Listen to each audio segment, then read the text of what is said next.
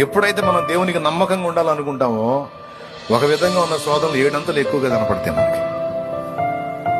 గుర్తుపెట్టుకో, నేను ఇక నుంచి దేవుడికి నమ్మకంగా ఉండాలి అనుకున్నప్పుడే నీకు శోధనలు ఎక్కువ అవుతున్నాయి అంటే దేవుడు నిన్ను నీ నమ్మకత్వాన్ని పరీక్షలో పెట్టాడు అని గుర్తుపెట్టుకో. అక్కడ పాస్ అవ్వాలి నువ్వు. దేవుని పక్షంగా నిలబడ్డప్పుడు అగ్నిగుండం 7 అంతలు ఎక్కువైందని మర్చిపోవద్దు. మనం ఎప్పుడైతే దేవుని కోసం విశ్వాస పాత్రులమై ఉండాలి, నిజాయితీగా ఉండాలి, నమ్మకంగా ఉండాలని ఫిక్స్ అయిపోతామో మన విశ్వాసాన్ని దెబ్బతీయడానికి, మన నమ్మకత్వాన్ని దెబ్బతీయడానికి ఏర్పడేటువంటి శోధనలు చుట్టుముడతాయి. చుట్టుముట్టేటట్టు ద్వారాలు తెరుస్తాడు ఆయన. అక్కడ పాస్ అవ్వాలి. ఏబులాగా మొండికి తిరగాలి.